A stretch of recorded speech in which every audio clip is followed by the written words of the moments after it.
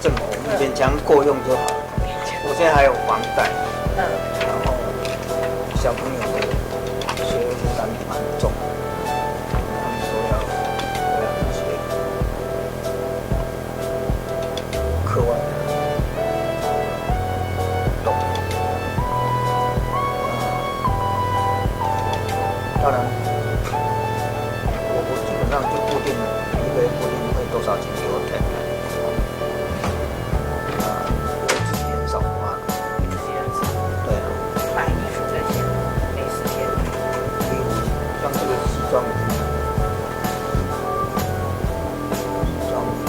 有了就是当拿到财政部以后，才很能买了一套，要不然我是结婚20年的西装在穿。就20年的那一套西装已经。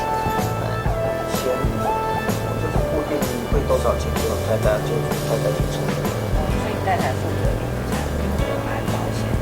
我留下剩下的生活费是这样的，因为那个时候在学校很少用到，所以我也不太喜欢穿西装，平常大概就是回家吃饭，我也很少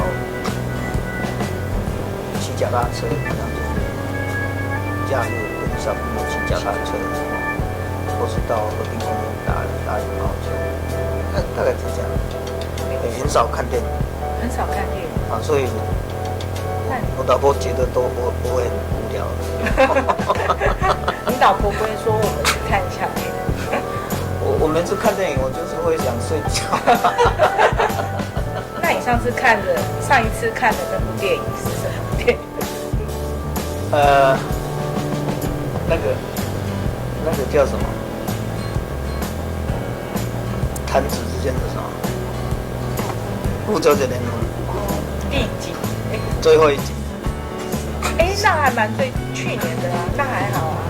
今年呢？今年对啊。上个月才看过。对啊，那还好，是因为老婆、小孩希望看，对啊，就带他们去看。对啊，可是我还是看到中间睡着。早上还是要送他出来。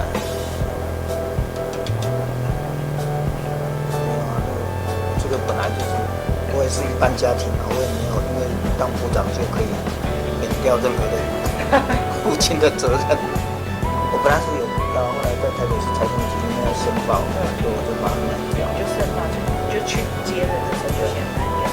然后来到部里面当国安基金执行秘书，记者就问我说：“市长，你申报的财产里面一张股票也没有。”那你怎么当国安基金的执行秘书、操盘手？怎么去下单？对啊，我真的是会不知道怎么回答。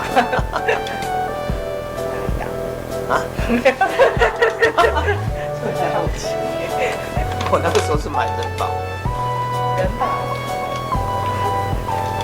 还蛮那个的，每年都固定配息。不过最近不晓得，